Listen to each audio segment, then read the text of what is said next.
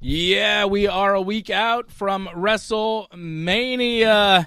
We'll tell you what happened last weekend and the fallout on Raw and SmackDown. Backlash coming up. Johnny North is with me. Let's do some wrestling talk.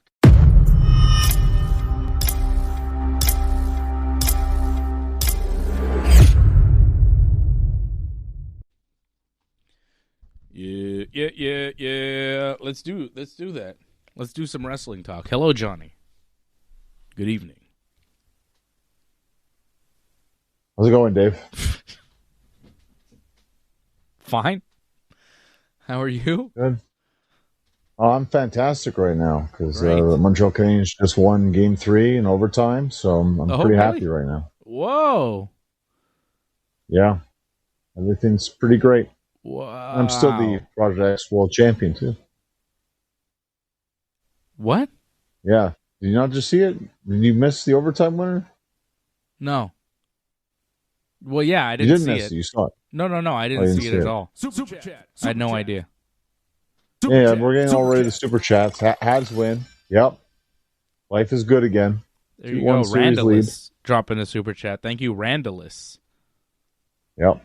Awesome. Habs win. Well, that's nice. Congrats. Thank you. I did a lot for this. I earned this without question. Yeah. You support them with the flag every week on the show, so that's something. That's it. You know, you buy merch, you buy tickets. You support the team. Got to support most games I go to. They usually win when I go, so I definitely earned a lot. There you go. They just won? Yeah, they just won in overtime at the Bell Center. Whoever's downtown Montreal, please do not destroy Montreal. We still have a series to win, so yeah, it's one game. Kind tonight. They're up 2-1 in a 7-game series. Like, if people are rioting tonight. Well, I don't know. I've seen the kids these days, like your son. Like, there's a lot of crazy people out there now. My son's 8 years old. He's asleep. What are you talking about? You don't remember those photos? Like, we seen like these little kids. Like, there's these cars like pushed over and all that. You see the kids like giving the fingers and all that. You don't see that? No. That happened last time. Okay. Yeah, don't Was do it that. 8-year-olds doing this? I highly doubt they were 8. They got to be at least 12. No. I'm pretty sure they're pretty young. But still, like, and they probably weren't doing it. They're just around the team, right? They're with their dads, probably. Great. Horrible parenting. You're a good parent. You're not doing that. Don't take your kids to a riot. Word of advice. I wouldn't put my kids in that type of situation. Seems dangerous. Well, congratulations that they won. I really don't like when they destroy the city after they win, or win. Yeah, not lose. When they lose, they just cry. When they win, they burn down the city, which is weird. So hopefully they don't do that this year. All right? Almost makes you root against the team because of the destruction the fans make, but, you know, it's all in good fun, I guess. Well, again, it's not my culture. They're just starting the playoffs. Uh-huh. Playoffs are just starting. It's only first round. It's only game 3, so let's cool it. I'm sure it must have been rough for Sami Zayn. Like, he's got to be at SmackDown and watching the hockey game. Must have been torture. I mean, it's an opening round. It's not... Like, is it that big of a deal? It's the first round of the playoffs. It's game 3. It's not even game 7. Well, think about it. Like, say if it was like the Yankees against the Astros. I mean, if it was the first round, it's still a big deal, no? Yeah. It was a big deal when the Yankees had their first round series last year and beat the Red Sox. That was good. That felt good. I didn't want to miss a single game of that. I like that. Remember that? That was good. You remember this week when the Yankees swept the Red Sox in Boston? That was pretty sweet. Yeah, I remember. You know, it's a long season. It is. It's still early. Yanks up 10-2 right now in Houston in the 7th, which is great. 10-2. We have a match apparently going on right now. Yes, we are watching SmackDown. We haven't talked any wrestling yet, which, you know, that's what we're here for. Rhea Ripley and Jessie Jane. Jessie Jane making her SmackDown debut here. She debuted earlier with her group Fatal Influence. So it's a 3-woman group. JC Jane and 2 other ladies who I'm not really familiar with, but they're at ringside right now as JC Jane goes one-on-one with Rhea Ripley on SmackDown. But the Fatal Influence group attacked Charlotte Flair, Alexa Bliss, Brie Bella, and Paige when they were in the middle of a match earlier tonight. So a lot of Fatal Influence tonight. Rhea Ripley cut a promo, and she was interrupted by them, and now JC Jane in the ring. Big night, big debuts. WWE releasing a lot of people today and bringing up people from the NXT roster. So I guess making room on the main roster for some new people. We see the Fatal Influence group here. I think Joe Hendry is being called up to Raw, and he'll be there Monday. We saw Ethan Page on Raw this past week. I feel like somebody else was on SmackDown tonight that was new. Was it just Fatal Influence? Well, what's her name? Monroe's going to be on SmackDown next week. They said, or coming soon. Oh, okay. Formerly Mariah May. So, yeah, they're bringing up people to SmackDown, to Raw, and they released some people today, which was the big news. According to Fightful Select, they dropped some news this evening. Aleister Black, Zelina Vega, Black's wife there, Zelina, Kairi Sane, all released by the WWE, which came as a surprise to me. I didn't expect Aleister Black and Zelina and Kairi to go. I thought they still had a spot on the roster. The Motor City Machine Guns also released. Santos Escobar.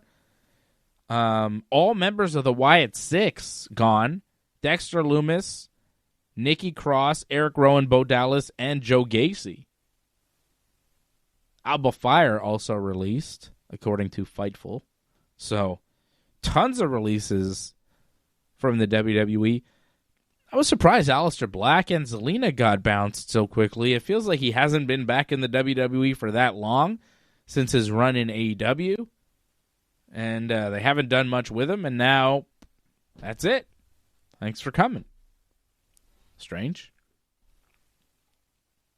Yeah, I'm surprised by that. Zelina as well. I thought there was something they were building there, but no. Actually, Kairi might be the biggest shock because, like, she was involved in an ongoing storyline, and now that's not going to happen anymore. Yes. And wasn't there a development this week? Didn't Kairi beat Io like last week? Yeah, the week prior. They did some sort of segment backstage, if I'm not mistaken, or something. But that was about it this week. But still, like, she was involved, and it's ongoing. But she will not be ongoing. Yeah, Kairi and Asuka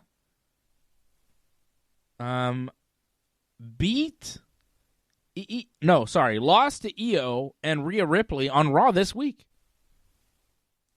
Kairi took the pin, her last pin probably. Yeah. But still, like, she was involved, you know? Yeah, I know. Yeah, surprising.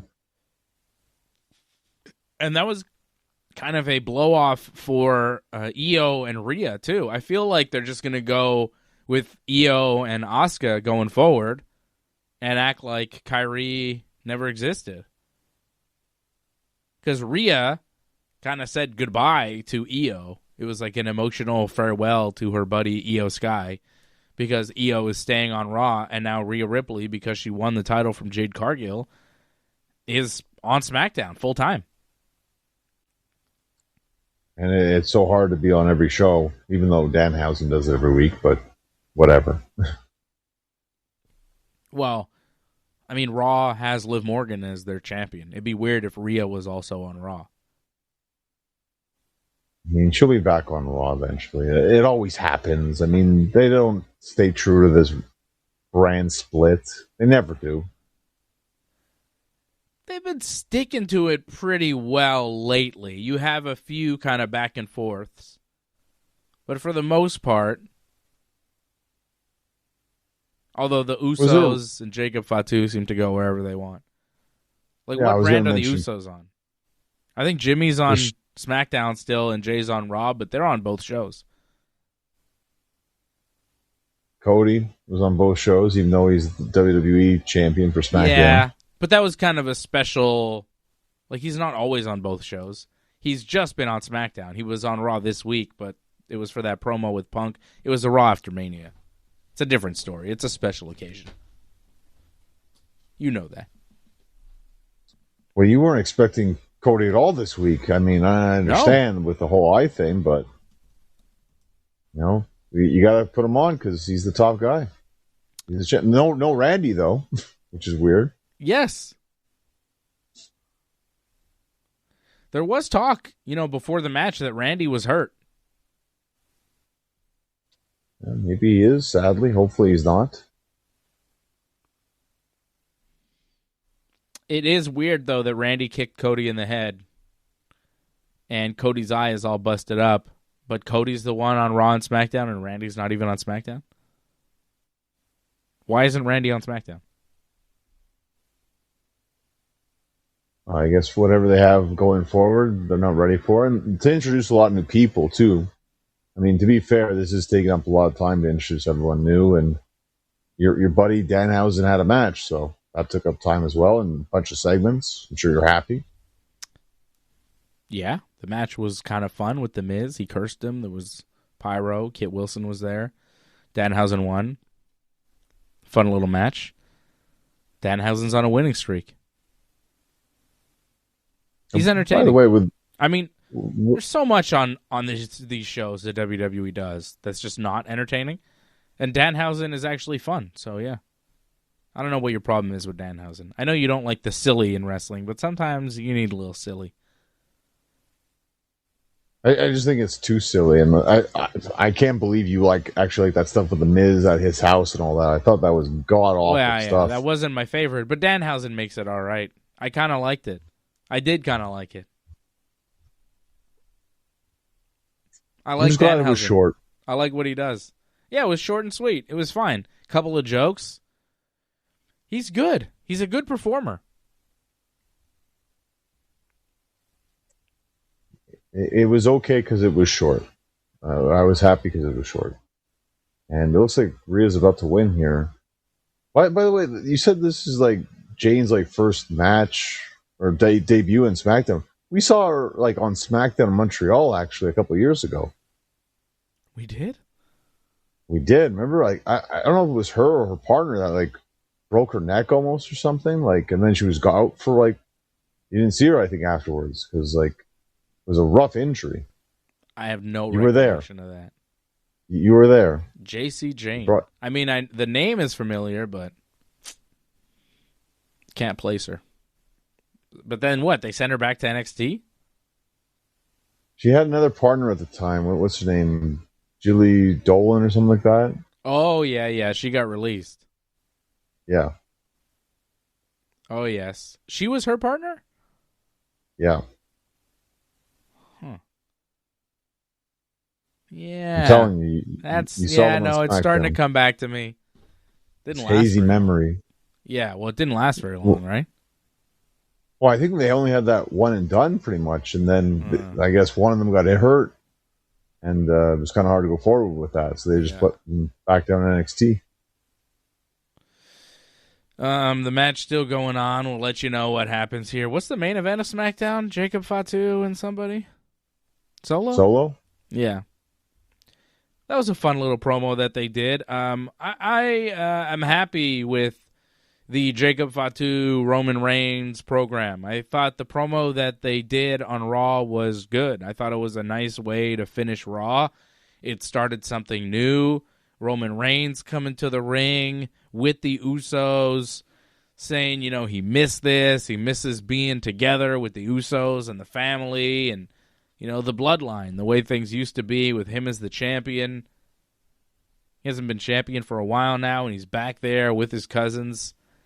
And everything seemed to be right. And then Jacob Fatu comes out, and he's like, I want what you have, Roman Reigns. I want the championship. I don't want to join the group here. And Roman's like, you think about it. I don't think you're ready. You go back. I want all the good things for you, but you go back and we'll talk next week. And Jacob, challenged Roman to a match for the title at Backlash, which I think is a fun match, and hopefully they do it. They haven't made it official, but it feels like it will be. And I like that direction, and I like the stuff that they did tonight on SmackDown with the Usos and Jacob Fatu. Jacob in the ring saying, Roman says I'm not ready, but people have been telling me that my whole life, and I'm here, and I'm ready. And the Usos show up, and they offer Jacob a spot with them, like, just join us, don't fight against us. And Solo then comes out. What? DQ. Oh, DQ finish here. Yeah, the Fatal Influence now attacking Rhea. This is the second time that they've caused like a non-finish tonight. And why not? Just DQs all night, I guess. Second match they've derailed. Wouldn't you think that like Charlotte and Alexa and Brie and Paige might come out and help Rhea here because they got attacked by these three like an hour ago? Spat on her. Yeah, she spat on her. How come the baby faces from before aren't out to like get revenge on these three? Well, I don't know if you noticed about Paige. Like, she really didn't do anything, and I think they're really going to limit how much Paige does because I don't think she can actually do that much. You remember her in AEW? Like, she'd wrestle for like 1 week, and then you wouldn't see her for 4 or 5 weeks. So I think it's very limited in what Paige can do. Like, I think she's cleared to wrestle, just not always wrestle. I like Solo Sikoa coming out and telling Jacob Fatu, like, don't join these guys. What are they going to do? Teach you how to yeet? Like, they didn't bring you into the WWE. They don't really like you. I brought you into the WWE. I thought Solo was good, and then they set up the match, and Tama Tonga chimes in. He's like, you think Jacob can beat Roman? He can't even beat Solo. And then Jacob gets mad and super kick Tama. And we set up the match here in the main event, Jacob versus Solo, which, they've kind of done before with Jacob with Solo, the whole I love you Solo thing, and then I hate you Solo, and they broke up in their new bloodline or whatever the hell that was called back then.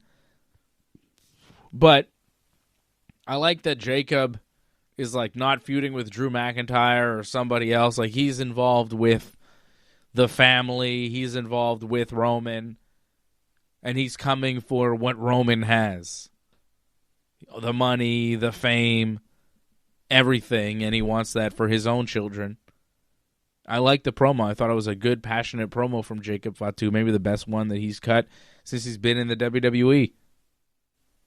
We're seeing highlights of that now on SmackDown. I thought it was excellent stuff between Jacob and Roman, and it got me excited for the match. Are you into it? So, well, just going back to your thing you were saying before, like, so Jacob Fatu's on SmackDown, but he's challenging the Raw World Champion. You can do that, apparently? Like, yes. They're really sticking to that brand split, huh? Like, really keeping that together. Well, Roman is set to answer Jacob's challenge on Monday on Raw. Yeah. I guess it was a program that they felt needed doing. It was a direction they wanted to go into. I'm not mad at it at all. I don't care about the brand split. Who cares? Who cares? I got a question to ask you, though. Like, if you notice, like, when the MFTs came out, I felt... Did you see Tama Tonga? I didn't see him. Did he get released, too? Not that I know of. I don't think you're allowed to release Samoans. That's illegal. Well, if you quietly just don't, re-sign them. Don't tell anybody. Yeah, maybe that works. I have not heard about him being released. What's that list like? I mean, there's more people, no?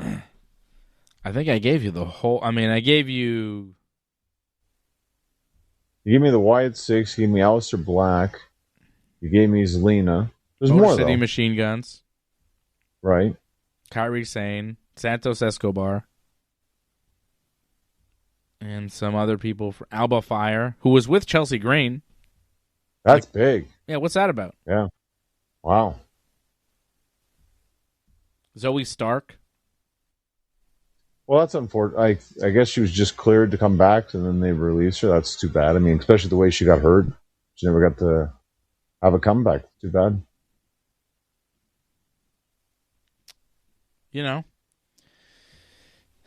things happen. It's pro wrestling. It's tough business. WWE, it's hard to stay in the company.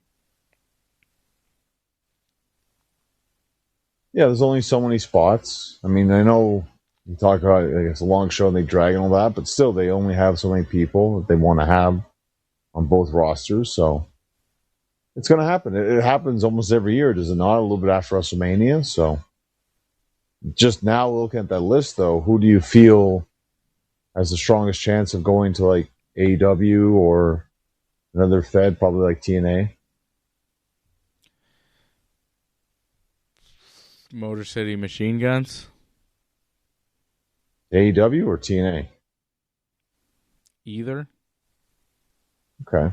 Yeah, I can see them in TNA. I don't know AEW. Like, we'll see. I don't know about Aleister Black. That's a weird one. I could see Zelina in AEW. That would make sense. I could see Santos Escobar in AEW. That too, yeah. I could see that. I think Nikki Cross and Alba Fire would both be great additions to AEW's roster. Well, the thing about Nikki Cross, though, like, I don't know about you, I feel like she hasn't wrestled in years. Like, she was around, but she wasn't really doing anything. And, like, wasn't she going back to school in the meantime? So, like, does she even want to wrestle anymore? Is that the plan for her? No idea. No idea. But when she did wrestle, she was pretty good. So, I felt... I would think she'd have a spot. She had something when she was with Alexa. But I felt Nikki after ASH, that... the superhero thing? I don't know about the superhero stuff. I felt when she was in that tag team. Yeah. The tag team was good. But after the tag team fell apart, it felt like she lost her way. And they never really found something for her. And then the whole thing with the White Six happened. And then she just stopped wrestling, period. So, and that makes sense if she's going back to school and she got a degree, and good for her. And if she doesn't want to do wrestling anymore, well, she started a new career doing something else. So good for her. Yeah. Yeah. I don't know. We'll see what's next. Kairi Sane in AEW would be cool. Kairi Sane anywhere is cool. Kairi Sane's great. Kairi Sane in WWE still would have been good. I don't know what happened there. She is, to me, the biggest one of the whole group. She is, like, the most valuable. Like, if I had to pick one person to sign, if I was a wrestling promoter, I would try to get Kairi Sane. Her or Zelina. I feel Zelina, there's a lot of untapped potential there. Yeah. Yeah. I think there's They almost had it. But Kairi in the ring, I think, is superior. What's happening now here? Like, Charlotte saying something to Rhea? Oh, I think Rhea Ripley is complaining about why they didn't come and help her. And Alexa Bliss is like, hey, I'm hurt. I'm here in the doctor's office. And Charlotte's like, hey, get out of my face, Rhea Ripley. Which, now that Rhea's on SmackDown, Charlotte and Rhea could happen again for the belt, brother.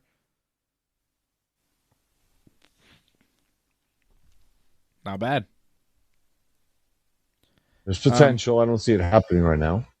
We have a new U.S. champion. Tiffany Stratton beat Julia tonight to win the U.S. title, which I really saw coming. I was in the room there watching the show. I was like, oh, Tiffany's about to win the belt. This is clearly the plan. It's the SmackDown after Mania. They're doing a bit of a reset. Tiffany just got a title shot last week. She's winning the belt here. And then she did. Match was okay. Was what it was. That was fine. A little chaotic at times, but there was some good action here and there. It was all right. Like, I think it was a decent way to start the show, actually. Yeah. Yeah, you get a title change at the beginning of the show. I thought they started SmackDown pretty strong. You know, you had the Jacob Fatu and Usos and Solo promo, which was good. Nice way to set up the show. Then you had Tiffany and Julia. You have a title change there. And then, you know, you had a Bliss and Charlotte against Brie and Paige. I thought the Brie and Paige promo was a little clunky. You know? I mean, have they ever really been good promos, both of them? Like, no. And then they went to the match, but the match didn't last very long before there was like an interruption with some new people, so that was fun. Cody Rhodes cutting the promo in the ring I thought was solid. You know, Danhausen beating The Miz was fine. Hasn't been a bad SmackDown tonight. I didn't care so much for the Trick Williams, Lil Yachty thing with Sami Zayn as the gingerbread man and hitting them with the candy cane. I mean, whatever. Kind of loses me on that. But overall, SmackDown's been okay. JC Jane, Rhea Ripley was something. Not a bad episode of SmackDown tonight, John. I mean, it gives you hope for the future here. They're trying new things, introducing new people, starting new storylines. Yeah, it feels a little bit fresh, but it also feels like things are missing. Like, Randy Orton needs to be on the show, and he's not, so that's unfortunate. I also feel like there's something, like, in terms of shocking. Like, Raw ended with a good, like, oh, Jacob Fatu, Roman Reigns, like, that's big. Something's going to happen here at the end of this show, too. I don't think anything's happening. I think we're just going to have a match where Jacob Fatu looks strong. Setting him up Probably for right. Roman. I think this is just a match to, like, elevate Jacob. Jacob looks good, beats Solo, and then you go, ooh, he could beat Roman. Well, when you think about it, that's a huge match for Backlash. I feel like it's too big for Backlash. I can't see them having other big-time matches at Backlash. That's going to be easily the main event, and all the other matches are just clearly undercard matches, I think. For sure. It's Roman Reigns for the belt. He's the main event. He's the main attraction. Especially if Cody's not wrestling at Backlash. Roman has to main event. Is this the start of a new Roman Reigns heel run? Is this like just renewing the bloodline? You got the OTC, you got the Usos there, and they're going to screw Jacob Fatu out of the belt, and we're just doing this whole thing again? You say heels. I don't know if they're really heels because they're still cheered. It's just they act the way they've always acted. But now they're kind of beloved for it. So yeah, but if they screw Jacob Fatu out of the belt where he's by himself and, you know, he's got some heat, people like him, he's got some momentum going into the match, I think people might get mad at Roman if he and the Usos do some dastardly things. I think, you know, he may get cheered in the short term, but long term, if they keep screwing over baby faces that the fans like, I think it could be a heel turn. Potentially. I don't know. I really think the fans have decided that they love Roman. I mean, they're going to be upset little things, but they'll forgive Roman easily. And by the way, Tala did not come out again with the MFTs. Yeah, I don't know. Maybe he's hurt. Maybe. Yeah, you could be right. Who knows? How about this?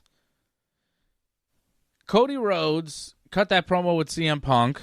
CM Punk was talking and saying, you know, he's thankful and he's grateful and all of this stuff. And it was a good promo from Punk. And he talked about how you never know when another title opportunity might fall out of the sky. And then here comes Cody Rhodes, a WWE champion. And he's like, what is this, Punk? Like, I thought you'd be mad, and I thought you'd be, you know, this and that.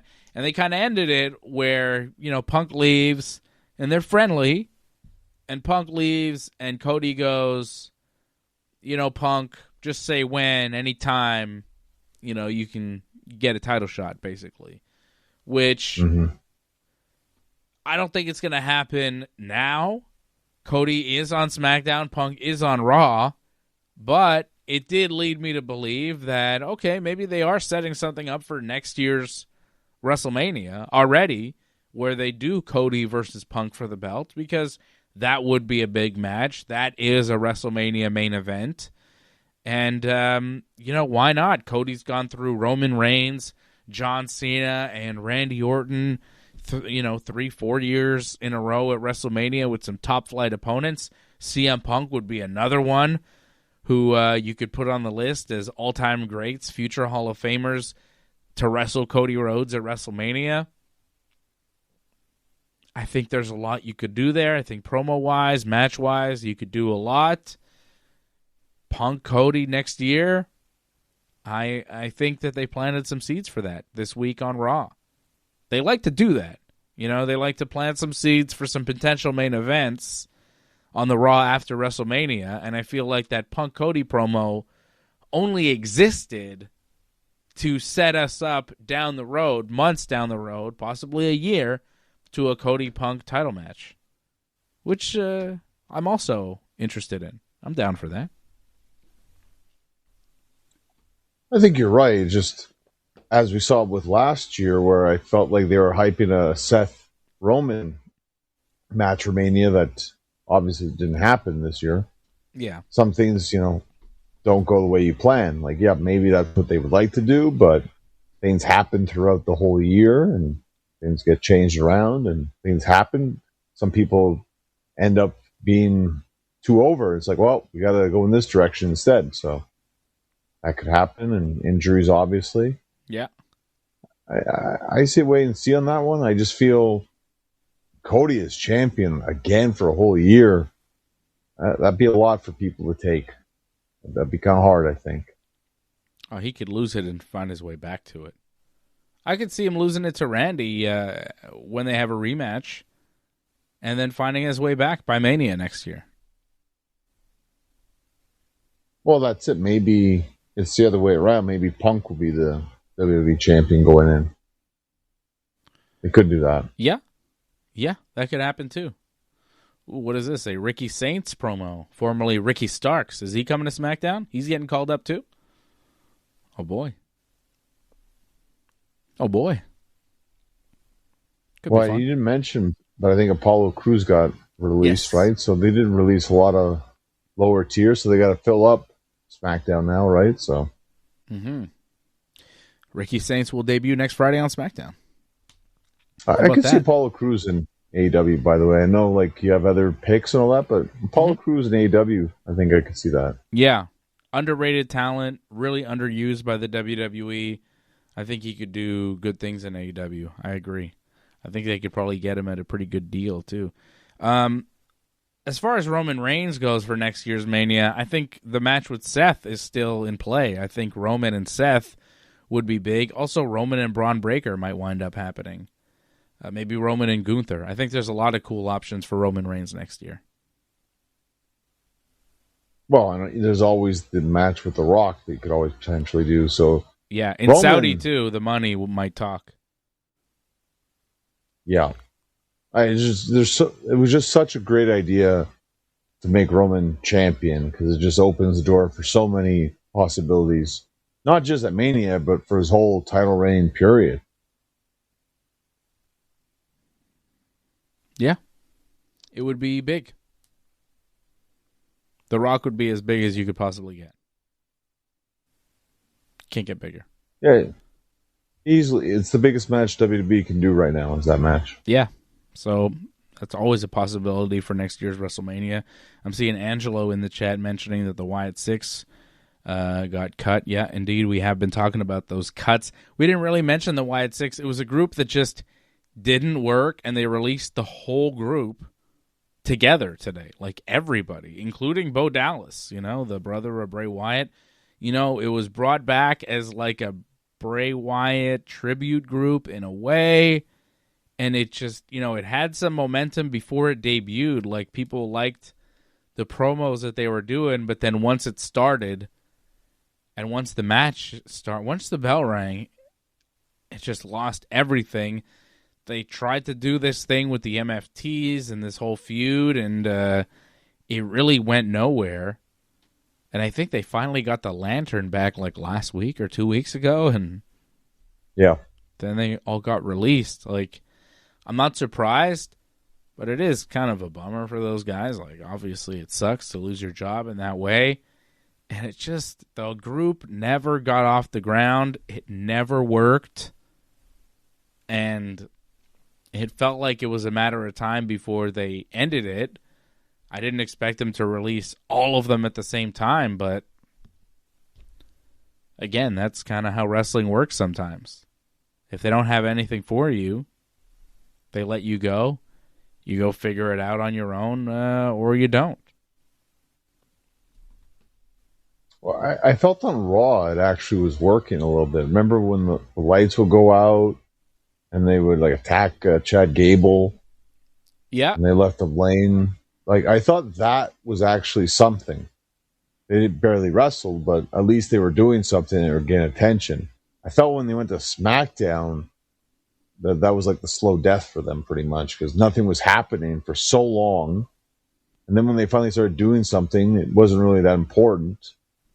And I think the luster of the Bray Wyatt tribute is kind of worn off at this point that no one really cares about it anymore, sadly. Yep. So they are all released by the WWE among many, many others today as we watch the MFTs. They're still on screen. Solo Sikoa and Jacob Fatu in the main event of SmackDown right now. We mentioned Seth Rollins there. Seth had a run-in with an NFL guy, some sort of show that he's on. Did you see this? Yeah, I think it's a work. Is it, though? Yeah, I think so. But the guy was being pretty disrespectful to, like, wrestling. Yeah. Like, the wrestling business. I saw the clip, and he's saying some pretty terrible things about wrestling. You know, it's all predetermined, it's fake, it's this and that. Like, he was being very rude to Seth. He wasn't treating him like a guest in any kind of way. I could see Seth just going, you know what, that's enough. And that's what he did. And people are saying it's a work. Some people are saying it's not. I would kind of lean on not. If it is a work, I think it was very well done. Because that guy came off like a real dick, and Seth came off like a guy just annoyed. It wasn't bad. You know, as far as like an entertainment, like TV going off the rails moment. But I'm not sure what to make of that. You think it was a total work? Well, didn't they see each other again the next day or something? Like, isn't it Did they? Not worked out, but like they're continuing it? Kind of, it feels like. Okay, so it was a work. Well, maybe it was upsetting to say and all that, and like possibly in that moment, some people felt like, "What the hell's going on?" Because maybe they didn't tell everybody. I could see that happening. But I don't think, like... I'm seeing a video of them hugging each other. So it was a work between them? But nobody else knew? So they just... Right, that makes sense. That makes how it went down, that makes a lot of sense. Huh. Or maybe people were saying it wasn't a work, but this is them just trying to smooth everything over because their bosses told them to. I don't know. It seemed like real. The guy was being very rude, but I guess that was the point. The WWE, they're doing these weird works with like podcasters and talk show hosts. Like Jey Uso attacked Cameron on his podcast. And that led to nothing. That, yeah. Well, it led to what Roman said. What did he say? He said, "Oh, you're getting trash talk by some washed out rapper from the '90s." Oh, right. Yeah. Yeah, but why is that happening? Because the whole thing right now, WWE loves the whole celebrities, and like if they can get anyone who's got some clout. Bam, we got to use them. Promote that. So they're doing like pro wrestling angles on these talk shows and letting these people that aren't in the wrestling business in on the work. And they're only doing it it's like promotion. It's promotion for WWE, I guess, because you get like a viral clip out of it. It's promotion for these podcasts and TV shows because people pay attention to them. But it doesn't actually, it's like a new thing that they're doing. It doesn't actually carry over to the TV shows. Like the Raw or SmackDown or whatever. Usually when a wrestler would go and like attack a person on a TV show, it would tie into then a match at a pay-per-view that they were promoting. But that's not even the purpose of that. That's why I'm confused by it, because it's like a new thing that they're doing. They're just doing works like an angle on a podcast just for the clip and the podcast, just for the publicity. It's a publicity stunt, just for the sake of publicity. Not to promote a match. Not to sell tickets. Just to raise the profile. Which makes sense. But it's unusual and not really ever done that I could think of in wrestling. For the most part, if you're doing an angle with like a talk show host, like a Jay Leno, like Hogan and Rodman did back in the day, it was for a match. Or Hogan and Bischoff, right? It was Hogan and Bischoff versus Leno and DDP? Or was it Hogan? Yeah, it was Hogan and Bischoff. There was a lot of different things that happened. I mean, they promoted, obviously, the Karl Malone match with Rodman as well. They did a lot of stuff with the Tonight Show. But Leno wrestled in a match one time, right? And it was against Hogan and Bischoff with DDP as his partner? That was several weeks on the Tonight Show. I mean, they were on the Tonight Show. No, but that's not what I'm saying, John. Didn't they do one match? Like, Jay Leno wrestled on a WCW pay-per-view in a tag match, did he not? Yeah, I think it was a Road Wild or a Bash to the Beach, one of those two. It was Jay Leno and DDP versus Hulk Hogan and Eric Bischoff, which is crazy. I got to go back and watch that and see how terrible it was. Pretty sure Kevin Eubanks got involved, brother. He was all jacked at the time. Jay Leno's band leader on The Tonight Show. But they did all of that stuff to promote matches. But this is not that. This is just, when he attacked Cameron, I was like, okay, well, this is a work. Maybe Cameron's going to be at WrestleMania. But then he wasn't, and I was like, what was all that Cameron stuff for? And it turns out it was just for the Cameron show and for Jey Uso. Weird. It's bad when you do something like that. This is the problem. And I think this is a big reason why they didn't do a lot of it, because you expose yourself. I feel Jay exposed himself because he has that fight with him, right? Yeah. And the fake punches look so bad. Yeah. You shouldn't do it. It exposes the business in so many ways. It's not good. You're letting people in on things they shouldn't be in on. You're letting people pretend to be wrestlers that have no business, that never stepped even in ropes, and they're doing wrestling angles. You've never been in a ring, and you're doing a wrestling angle with a pro wrestler. I don't love it. It's not the wrestling business I grew up in, that's for sure. This is a whole different entity. They would have never done this in 1992. You know what I'm saying? This wouldn't be allowed. Well, I could see them do it. It's just, it wouldn't be to the level that it's going to right now. As we've seen with Hogan sometimes, it turns into an actual shoot with that kind of stuff. That's right, brother. Richard Belzer, brother. That's what you get, dude. You get choked out, knocked unconscious, brother. What a documentary. I loved it. We got to talk about it. Well, we'll talk about it. Don't worry. It was 4 episodes. It was something, that's for sure. Well, let's talk about it. What are we doing here? We're doing a pro wrestling show. What else do you want to talk about? Cody Rhodes? Cody Rhodes got a promo tonight. He talked about how he's there, how Randy Orton isn't there, how Randy gave him his best shot with the punt after the match, and Cody's still standing, but where's Randy? Cody talked about Sami Zayn, said Sami's being condescending and called him the Golden Boy, so he wore gold at Mania to show him he is gold, and he always will be golden. Cody tells, also, I really like the line where Cody told the outside forces trying to interject in his WrestleMania plans, they're 0 for 3, send your best, count your damn money, and mind your damn business. I thought that was really good. That was a good little shot there. 0 for 3, so let me see. Not 0 true. for 1 was Travis this Scott year. actually worked. 0 for 1 was this year with the Pat McAfee thing. 0 for 2 was last year. Rock wanted Cody to turn heel, but Cody said no. So that's 2. What's the 3? But he lost.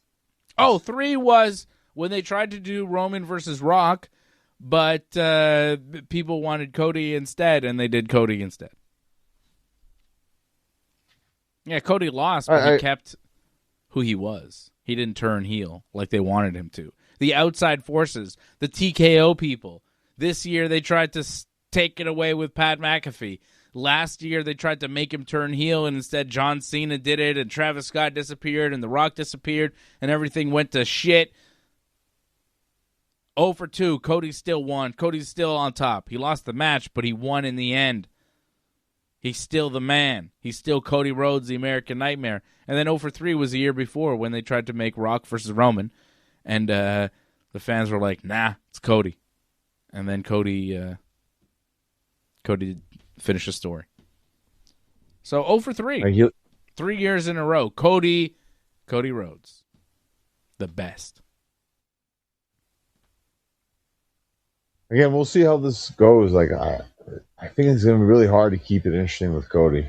Like, I give him a lot of credit for getting his swollen eye and fighting through that, but in terms of like opponents to face, like say Randy, I can't see anyone else for him. I feel like he's gone through so many people now. There's not much for him. I don't think Jacob's going to beat Roman. I think Jacob and Cody still hasn't been done and should at some point. Well, you got to build up Jacob after he takes the loss to Roman. You got to build him up again. I don't think he's going to take a clean loss to Roman. I think he's going to get screwed by the Usos. And Jacob Jacob has defeated Solo Sikoa, hit the moonsault, pinned him 1, 2, 3. That match is over. The MFT's trying to attack Solo, but Solo looking very strong, showing that he can take, a leader of a group down, even if he has outside help, showing you that he can beat Roman Reigns because he is not only beating up Solo, but he's now beating up the MFTs who tried to attack him after the match, taking on, 3, 4 guys at once and just whooping their ass while the Usos watch. And now Solo with a splash putting Tonga Loa through the announce table. So this is, the build of Solo, like I said. This is making Solo look very strong because they're setting him up for Roman Reigns. You got to have him believable at Backlash. This is making him believable. Beats Drew at WrestleMania, and now beats Solo clean, and takes out all of the MFTs while the Usos just watch. And that's the end of SmackDown. I kind of said what would happen, right? We didn't need to watch any of this. I told you what was going to happen before this match even happened. And now it happened. I think I could tell you what's going to happen on SmackDown before it even happens most weeks. I really don't need to watch. I was like, Tiffany's going to win this match, U.S. champion. Solo's going to lose clean to Jacob, pushing Jacob strong for Roman. None of this is a surprise. I know you were hoping for a big surprise at the end of SmackDown, but you're not going to get it, Johnny. That's the show. It's unfortunate. I thought SmackDown wasn't that bad, but kind of a flat ending. Yeah, but, it's all about the Roman Solo build. And that's fine. Like, it'll be a fine match at Backlash. It's the reason to watch Backlash. Yes. I was hoping for something else. I mean, I think surprises in wrestling, that's what really intrigues a lot of fans. And I just felt they could have added at least one more surprise there.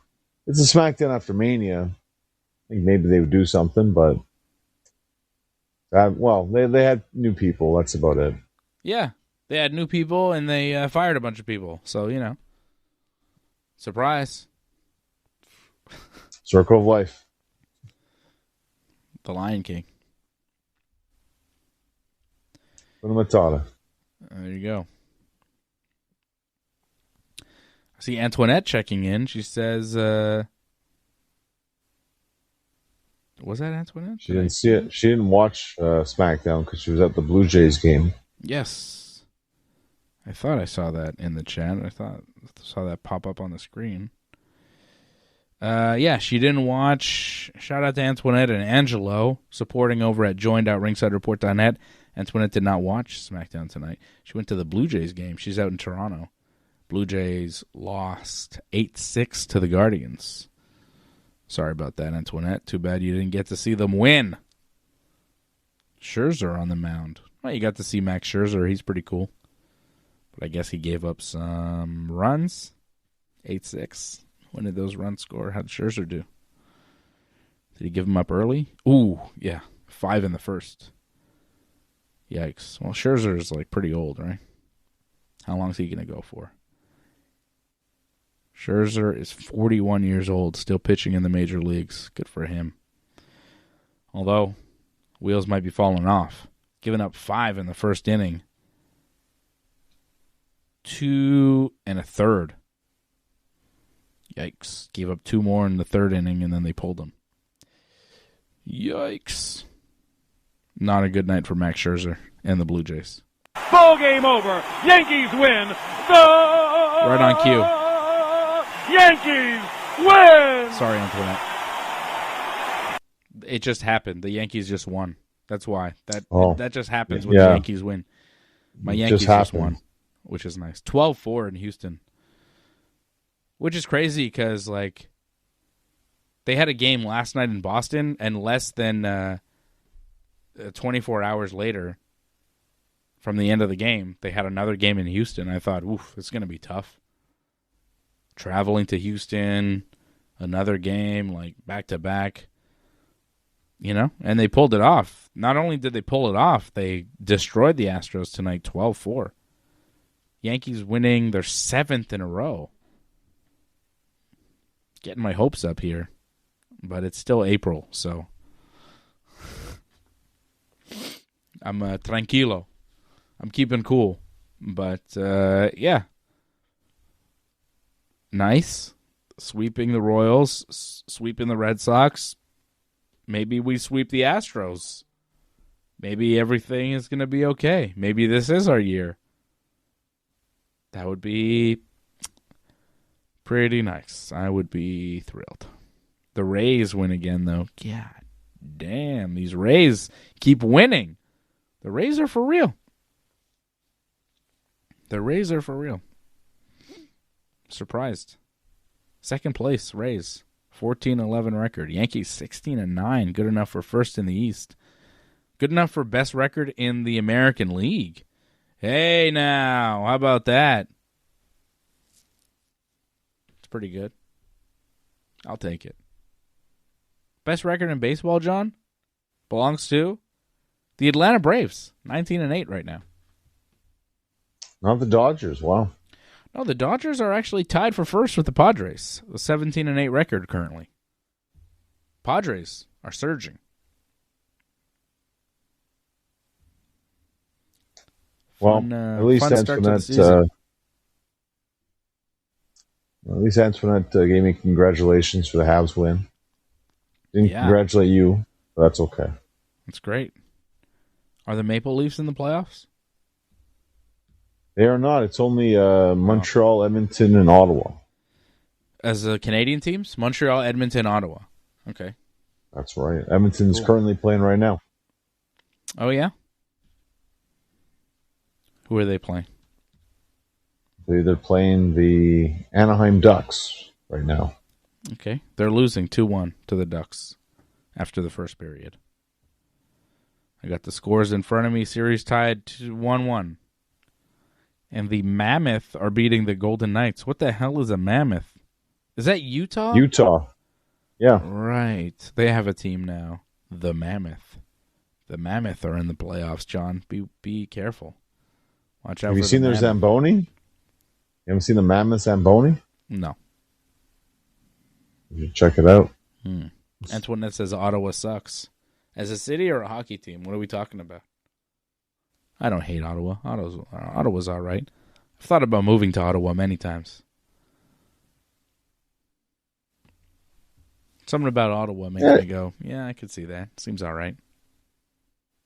It seems peaceful, Ottawa. Yeah, it's kind of nice. I would say that. Yeah, I don't hate Ottawa. I don't hate the city of Ottawa. I gotta say, I kind of like it.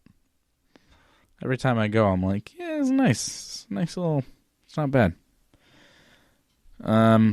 Montreal's okay, but Ottawa, I don't know. A little bit more... Seems a little more even, you know? Well, Antoinette likes Toronto. Toronto's exciting. Toronto's fun. Toronto's definitely not Ottawa. Yeah, it's bigger. I do remember Ottawa was the worst wrestling crowd I've ever been a part of. I went to a SmackDown in Ottawa once, and the crowd was just dead. They had no energy. I was like, what is going on? Edge comes out, and they don't even pop. And I was like, what the hell? It's very strange. No energy. The vibe in Ottawa is very kind of flat. So I think, which I kind of like as like an everyday life. Like it's kind of nice, peaceful, but when you want like excitement, I don't think they really bring it. No disrespect. I'm just saying. They've never won a Stanley You don't Cup. like Ottawa. I like it though. I like the city. I like the city of Ottawa. It's actually, it's incorrect. Ottawa has won the Stanley Cup, like I think 4 times, possibly. I think. What? The Ottawa Senators? Yeah, you might want to look back in their history. I mean, it was way before we were born, but they've definitely won the Stanley Cup before. But didn't they just come into the league? And they left, and then they came back. Oh, okay. Well, I didn't know that they were gone. You weren't born yet. Huh? You weren't born yet, so... No, I didn't know that. So you wouldn't know that. They have won the Stanley Cup, but not the current incarnation of them. Correct, yeah. Right. All right, John. Easy. What do I know about hockey? Nothing. I'm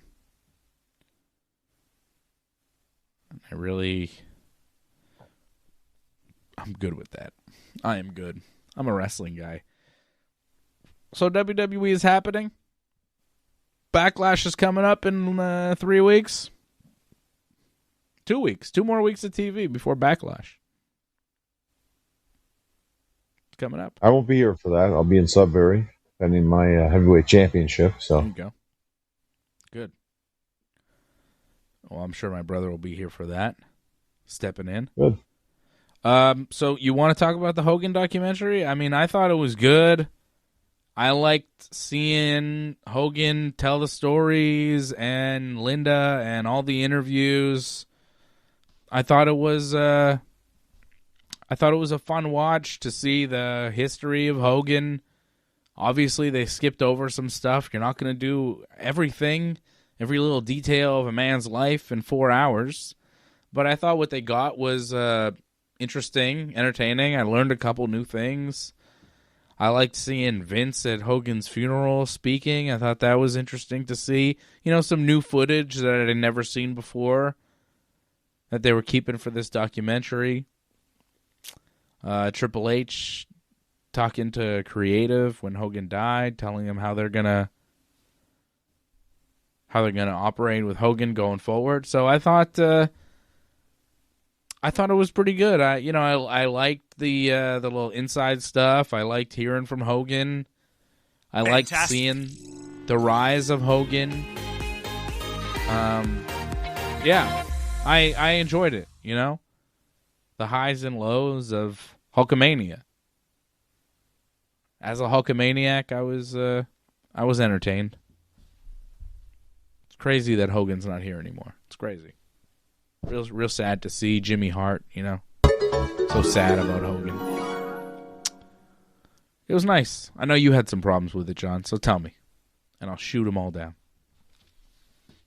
Well, no, but first to say that it was heartbreaking, the ending of it, because obviously Hogan passes and everyone is very sad about it. Or at least the people that you see. They even say some people in WWE, if they didn't want to be there for it, they didn't have to be there. And yeah. Some of them weren't. But it's heartbreaking because I've met Jimmy Hart, and to see him talk about Hogan like that and be sad, it breaks my heart seeing that. I know Jimmy's a great guy, and to see him sad like that is terrible to see. Yep. He suffered through a lot in his life too. Lost a child. Sad. Jimmy Hart. Tough life. No, well, that's tough. And for the most part, I would recommend this actually, just because the home videos that they show in this documentary kind of make it special. Yeah, so I loved it. It was a great part. It had a different kind of flavor to it. It's like, wow, this is something very personal that you wouldn't normally see. So it makes it special for that. So. Now, obviously, like you said, they can't cover everything. There should have been more than 4 episodes. I think there's more you could have covered, so I think it should have got more episodes. Yeah, well, maybe they would have done a season 2 had they been able to do that second interview 3 months later, but Hogan unfortunately passed away. Like they said at the end of the thing, like, okay, we'll talk to you again in 3 months, and then they're like, well, 3 months later, he died. Yeah. I'm surprised. They must have thought of talking about the whole union issue with Jesse, because Jesse Ventura's in this. He's one of the talking heads in this. And yet they never bring it up whatsoever. So yeah, I was kind of surprised by that. Well, Jesse, I think, they were trying to remember him in a more positive light, and they weren't trying to just do a total burial of Hulk Hogan. They pointed out some things, some inaccuracies. Bret Hart took shots at Hogan. They made, they brought some reality into Hogan. He addressed some controversies, but you're not going to turn it into a whole burial of Hulk Hogan. There wasn't a single mention of Nick Hogan and his. Well, I mean, Nick was obviously in it, but like his, the whole prison stint and the driving accident and all of that stuff that went along with it. They didn't touch any of that, but I don't think they needed to. That's not what this is about. If you want that information, it's out there. If you want certain stories, they're out there. This was not telling those stories. This was telling a specific story of the rise and the legacy of Hulk Hogan, and I thought they did a pretty good job in doing that. For the most part. Again, like I feel some things maybe should have been elaborated a bit more. The whole, it just fell apart, and then he just decides to cheat on his wife, and that's why it all fell apart. I feel like there's a bit more there. I feel like in his book, like he mentioned, there's much more to it than just that, but they kind of just kept it to that. I don't think they wanted to expand on it more than they already did. So I was very surprised. I don't know about you. I think in the past you haven't been a big fan of Linda, but they gave her a lot of screen time. She was the second person besides Hogan that had the most screen time, I think. Yes. Well, she had said some pretty negative things about Hogan and some pretty just awful things publicly while he was still alive. But I think, since his passing, she's had time to reflect, and she came off well. And I was struck by that love story between Hogan and Linda. It seemed like they always loved each other. They still loved each other. They just weren't able to keep it together because of a variety of things. But, Linda in the documentary, after Hogan's gone, she's talking about, she's sad that he's gone, and she says she always loved him and she still loves him. And at one point they asked Hogan, when was a time where you were happiest in your life? And he doesn't say right now with my third wife, who, he says, when the kids were young and Linda was just being the best wife and the best soulmate and this and that, and Linda was this and Linda was that. And Hogan really talks about the happiest times in his life were when he was happiest with Linda. And that, I thought, was really a nice story arc throughout the documentary, is that these were real people who found each other, who built a family, who loved each other, And sadly, they weren't able to keep it together, but that love was always there, and they always longed for those times where things were good. It was, tragic story. Beautiful story. And seeing that was the part of Hogan's life I really didn't know much about. And seeing that was really nice. Getting to see the personal side, the real side of Terry Bollea and who he was as a man. Not just as a wrestler, but as a real human being, as a man, as a father and a husband. So that struck me for sure. That was impactful. I liked how everybody buried the Warrior. I think it's cool to bury the Ultimate Warrior again. I thought that was great. Bury the hell out of him on a Hogan doc. You kind of have to, as you should. Well, that's where there's a lot of hypocrisy. Because, he's like, oh, we got to get someone new. Like, we got to be that new up-and-coming person. Oh, what Warrior didn't work out? Oh, Bret Hart, he's not the guy. It didn't seem like he really wanted to give it up whatsoever. He says, oh, he wants to pass torch. No, he didn't. Yeah, I think he did, and then sometimes he didn't. And they even talked about that. One day he's retiring, the next day he's getting ready for another big run. On the one hand, it hurts and you want to break. On the other hand, being on top is pretty good. Well, I just remember WrestleMania 9 being very sad that Bret lost. And then when Hogan won, being like, I guess that's okay. I guess. It's not what I wanted, but okay. I don't know, man. I grew up watching wrestling, and Hulk Hogan was the man. And I remember thinking at WrestleMania 9, oh, yeah, good. Bret's cool and all, but, Hogan is the champion. Bret's, Intercontinental champion. Still, at that point, he wasn't really established as a legit main eventer. You figured Yoko would beat him. Yoko does beat him, and you're like, oh, okay. Yoko, well, that sucks. But, here comes everybody's hero, Hulk Hogan. And for me, WrestleMania 9, I don't know, was that 93? So at the time, I'm 7, not even 8. 7-year-old me was all about Hulk Hogan. He was my favorite. So when he won at 9, I was sick. I know there were people in the documentary that were like, oh, no one liked it, and it was a bad idea, and I was a kid, and even I thought it was bad. And John's here saying he thought it was bad. But, John, you're a couple years older than me, so maybe that counts for something. I don't know. Maybe you're not a Hulkamaniac. True like me. But I'm not. No, you're not, clearly. And that's okay. But I was happy when Hogan won the belt at 9. I thought Hogan should win the belt at every WrestleMania. I thought that was what WrestleMania was about. That's what WrestleMania was built upon. Hogan winning the belt and then flexing at the end of the show for everybody to be happy. I liked it. I wasn't done with it. I discovered wrestling when I was 4. So at that point, I'd been watching wrestling for 3 years, and Hulk Hogan was the man the whole time. So I was not finished with it. I was like, yeah, I'll take more of this. This is my favorite part. When Hulk Hogan wins, it's the best part. Give me more of that. And then when he left WWF in 1993, I was like, what the hell is this? And then Bret was the guy. I was like, okay, I can stick with Bret. And then Bret beats Bob Backlund, and I'm like, oh, cool, he's wrestling Bob Backlund. Then he loses to Bob Backlund because Owen screwed him, and I'm like, Owen, Bret is going to get revenge on you. Then he's going to take that belt back from Bob Backlund.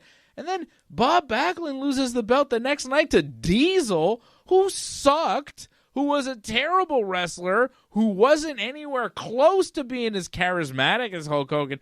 Also, Kevin Nash in this thing well, I watch wrestling and I didn't even care. And I saw Hogan and I was like, I look better than him. I'm bigger than him. And I'm like, maybe so, but you didn't have an ounce of the charisma or star power that Hulk Hogan did. Hogan had this energy that no one else had that Diesel didn't have, certainly, because as a kid, let me tell you, when Diesel won the belt, I was like, I'm not watching WWF anymore. I'm not watching wrestling anymore. I stopped watching for like a year or two. And you know what brought me back? Hogan in the NWO. I was like, Hogan's a bad guy now? What is this? It was Hogan that brought me back to wrestling. I don't even think I'd be doing this show or watching wrestling if it wasn't for Hogan. First getting me into it, and then when he went away, I was like, okay, Brett, I guess, is the next guy. And then Brett loses, and then the guy that beats Brett loses to this big jabroni who couldn't wrestle for shit. And I was like, this guy really sucks. I hated Diesel. And then Hogan, all of a sudden, is in WCW doing cool things. I was like, well, this is what I want to watch. I want to watch Hogan doing cool things. Oh, he's got Diesel as his sidekick? That makes sense. Diesel shouldn't be the main guy. He should be Hogan's sidekick. And that's what he was in WCW, and that's what made sense to me in my brain as a wrestling fan. Because Hogan was the man. Always will be. No one more impactful than the Hulkster. No one more important in the history of the business than the Hulkster. The best ever. Well, just a correction from yesterday, because you said Hogan main evented the 9 WrestleManias. Yeah, I know there was one there that he didn't. Yeah. And it's still kind of about him. 4. You could even argue 18. Right. Yeah, but 4 he didn't main event, I know. All right. And they also say in the doc that you're welcome. Just make sure. Clarification, facts, or fact checking. Imagine main eventing 1, 2, and 3 with Hogan, doing the Hogan-Andre match, and then the next year being like, we're going to move on from Hogan. Well, yeah, but that Hogan reign was like before WrestleMania 1 all the way almost to 4. Like that reign was longer than Roman Reigns' reign. Yeah. As champion. Yeah, it was more important. It's better. So and that was a big thing for Saturday Night's Main Event to have the title change on that. That was gigantic. Yeah. Yeah. Also Triple H, okay? He goes, did I know that Hogan was gonna be booed when he came out on the Netflix premiere in LA? Probably. Well, then what the hell you sent him out there for? I knew you were gonna get pissed about that. Idiot. I knew this. What are you doing? You sent him out there to get booed? Why?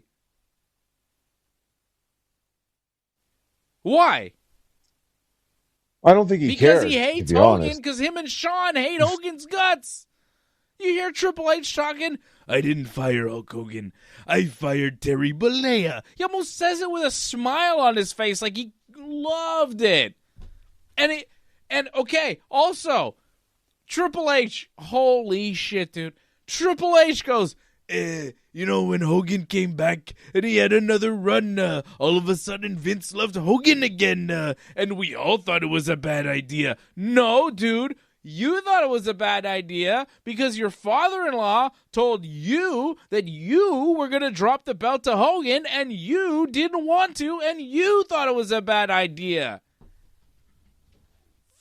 Fucking fuck, Triple H, you dick. 3 things he said in that documentary totally exposed him. I fired Terry Bollea, like, gleefully. Okay, 1. Did I think he was going to get booed? Probably. So why would you send him out there in that spot? What was the purpose other than to embarrass him because you hate him, because you and your buddy Shawn Michaels hate his guts, which is established. Shawn made that very clear because he's an asshole. And in the documentary, no one said Shawn was an asshole about that, by the way. They talked about the match, but they're like, well, Shawn had to do what he had to do to make the match entertaining because Hogan was past his prime. If Shawn was really that great of a wrestler, he could have had a great match with Hulk Hogan without acting like a complete buffoon and making a mockery out of the wrestling business. But Shawn is an unprofessional prima donna, always has been, always will be, and that's why he acted like an asshole at that SummerSlam match with Hogan, because him and his little buddy, I was going to say a different kind of buddy, but him and Hunter are a little, close, a little too close for comfort, brother. Triple H told you, he's by a lot of things, but lingual's not one of them. Anyways, Shawn and Hunter, little buddies there, they hate Hogan, so they're going to, bury him every chance that they got. No one thought Hogan should be the champ, but Vince Bitch, everybody saw the writing on the wall. We can make tons of money with another Hogan run. This Triple H game King of Kings thing is fucking stale and boring. Let's go with the hot act and push this Triple H to the side, except Triple H thought, I'm in my prime. I'm the best. I'm the cerebral. Shut the fuck up. You sucked, bro. You were terrible. You were a god-awful champion, and most fans were so relieved when Hogan brought Hulkamania back and won the belt and took it from you because you sucked. So don't tell me on this fucking documentary that everybody was pissed that Vince took the belt off of you and gave it to Hogan, which you didn't even mention in the documentary, did you, Triple H? You didn't say that, Vince gave the title to Hogan. He said Vince gave the title to Hogan and everybody was mad. He didn't mention that he took it off of you to do it. Triple H didn't mention that, did he? He didn't say, the guy that they took the belt off actually was me, and I thought that was a bad idea. No, you didn't say. You said, consensus was everybody thought it was a bad idea, because he's rewriting history. But it was a good idea at the time. It was a very good idea. But you thought it was a bad idea. Because you were the champ, and you wanted to stay the champ. With your fragile ego. And your buddy Shawn Michaels getting all pissed. Fucking Triple H. Ugh. Doofus. Just remember, Shawn found God, though. So this is found God, Shawn. Yeah, I know. Shawn Michaels and Triple H combined didn't come close to drawing half of what Hogan did in his career. Combined didn't draw half. Fuck out of here. It wasn't good for business. Really? You remember how much merch Hogan was selling back then? Shut the fuck up. Triple H, you doofus. I couldn't believe it. Everybody thought it was a bad idea. Bro, because you were the champ, you mean? Because he beat you? And you were pissed because your ego was huge and you thought you should be on top forever? And then when a bigger star came in, you were intimidated and you couldn't cut the mustard? Fucking Triple H. Garbage. And it's important, John, for us to say these things because we live through it and they are trying to rewrite history right in front of us and people out there will believe it. So it is very, very important for us. I feel as I grow older, it's more important to say these things and tell it like it actually was because Triple H coming out and spinning these stories is going to become the truth one day and it shouldn't because it's not. Hogan at that time should have won the belt. Hogan after Mania with The Rock was on fire like no one else in the wrestling business. And putting him on top was the move.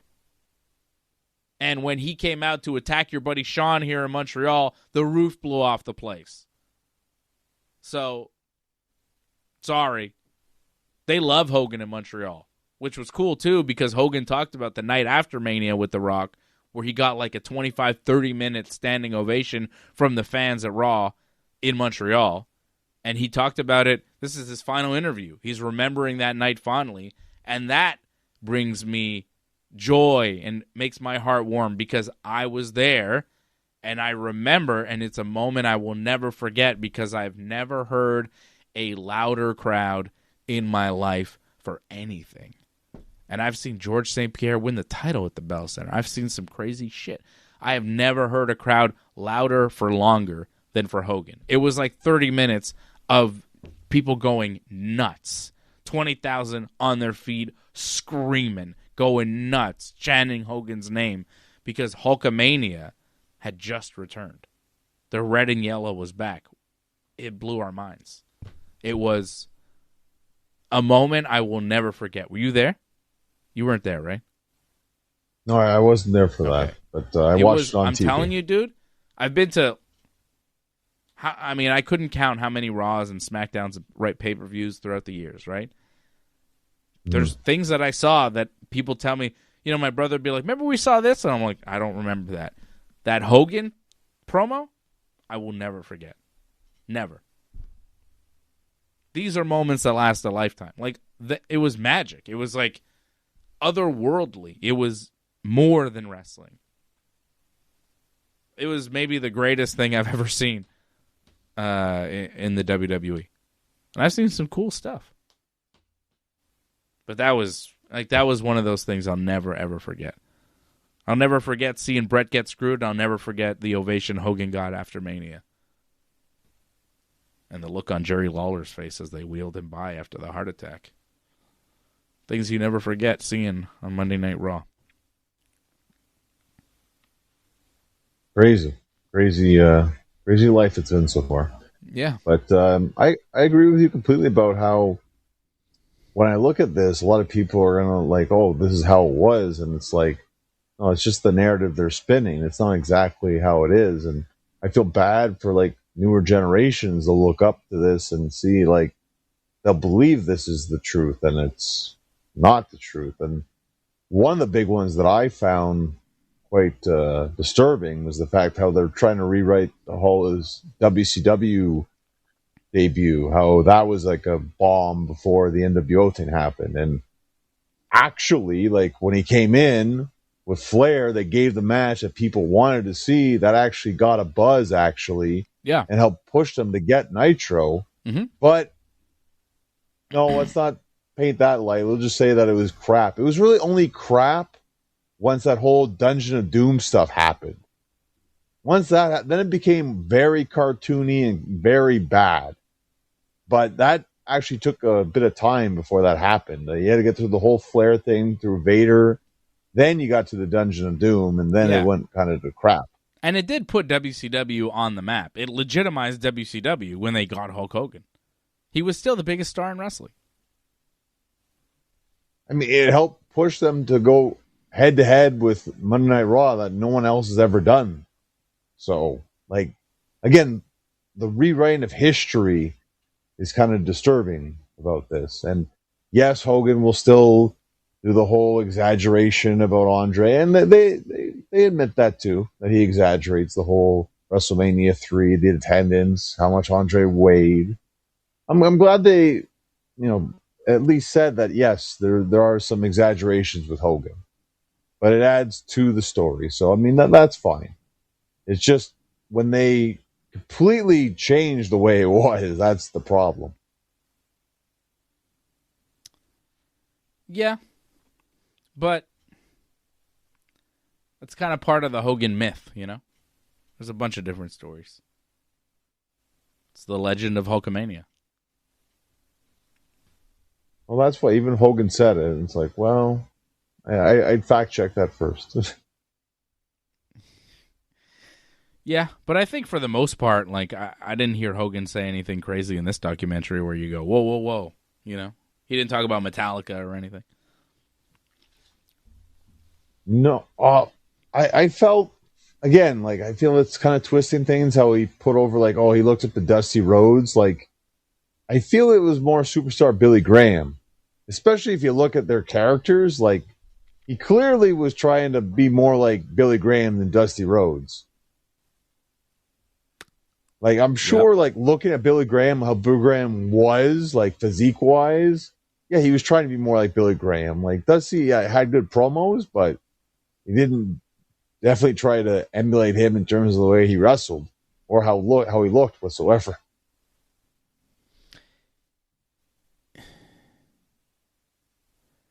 Yeah, but I think Hogan over the years has tried to downplay how much he took from superstar Billy Graham because people would say, oh, well, he just ripped him off. Because in a way, he kind of did. Him and Jesse also, Ventura. Didn't they kind of have like a falling out too, like Billy Graham and Hogan, and also like the all WWE? Like the WWE tries to not talk about superstar Billy Graham. I was surprised they mentioned him. Period. But they did. Yeah, it's part of the story, so that's but good. Just a little bit. WWE tries to shy away from him for a number of reasons. Yeah. Well, I enjoyed it. I was waiting for it. I thought it was good. Well done. Well done. Oh, Triple another H pissed thing me too, off, but you know, what are you going to do? It's Triple H. I'm surprised, like, the people that they could have used for this. Because I know at WrestleMania 18 that Kevin Owens was there. So he could have actually added more to it about what he thought of, like, the Rock and Hogan match. No. But they didn't use that. I'm very surprised. I don't know. I think they had. Well, Kevin is definitely great at giving, like, a quote or two. That's for sure. I would have used it. I don't know. I wouldn't. They probably didn't know or whatever. They didn't think of it. I thought it was cool that they had the sitting president of the United States. You know, whatever you think of him, I thought it was cool that they got the, Donald Trump, who's the current president, to do an interview for a Hulk Hogan documentary in the White House. He said some very complimentary things about the Hulkster. I thought that was kind of cool. You say what you want about the guy. It's still the president of America talking about Hulk Hogan. I think the voice message was huge. And Triple H even said that he felt that Hogan helped get Trump elected pretty much. Yeah. I don't know how true that is, but, I don't think a lot of voters were like, I wasn't going to vote for Trump, but now that Hogan's with him, here we go. I don't know many people that are like, oh, who's Hogan voting for? I don't know who I'm going to vote for. I got to find out who Hogan's voting for, then I'll make my decision. I feel like that's not a common thought in the American voters' minds, but hey, I'm not an American voter. What do I know? Maybe Hogan did get Donald Trump elected. Yikes. The fans did. They remember when the fans saw him afterwards? Like, the fans felt he helped to get Trump elected. So. Yes, some fans did say that to him, but I think they're being nice. I think they were Trump fans that were happy that Hogan was on their side of the thing. Not to defend Triple H, but I think despite the whole, like, he thought Hogan was going to get booed, Hogan was there mainly to promote his beer. So, and that was a sponsor with WWE.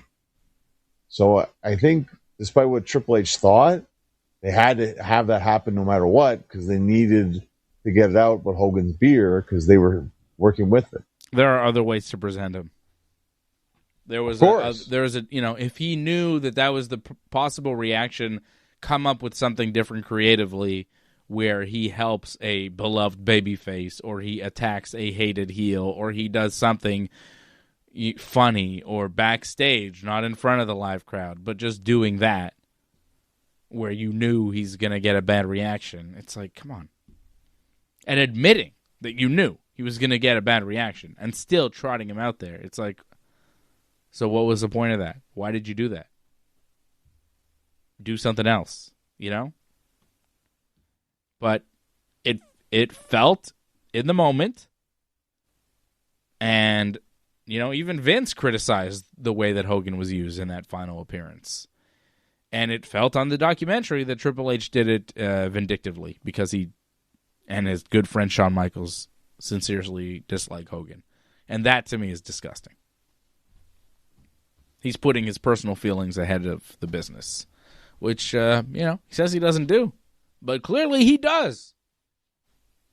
Clearly he does. Triple H. All right, let's talk about AEW. I thought Dynamite was fun this week. I thought Dynamite was very fun. MJF did a nice promo there. Darby Allin had a hell of a match with Tommaso Ciampa in the main event. Goddamn, that jump that he did from the top rope, the top post to the outside, the crossbody on Ciampa through the table.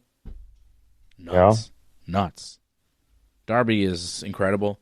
Great champion. Great match with Ciampa. I thought Dynamite was good this week. I like Darby's promo, too. I mean,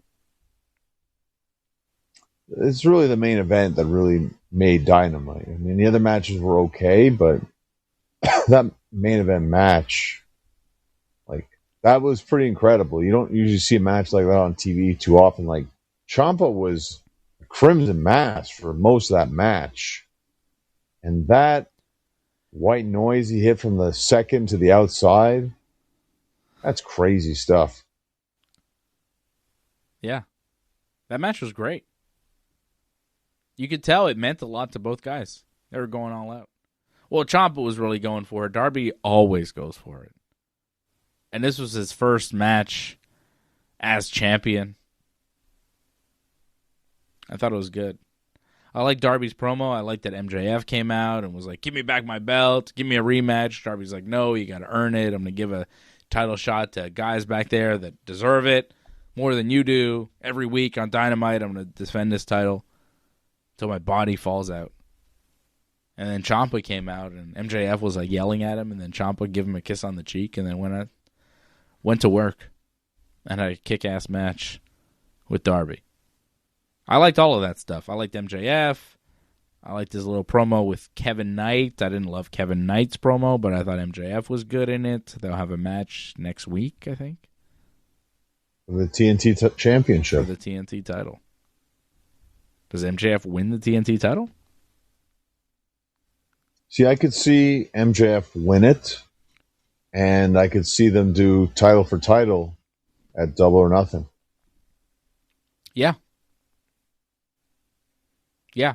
Darby even said, MJF, if you want a shot at this, you're going to have to put something up. You're going to have to put something on the line. How about another belt? Well, the title that, besides the world title, means a lot to Darby. Yeah. Yeah, you can see that.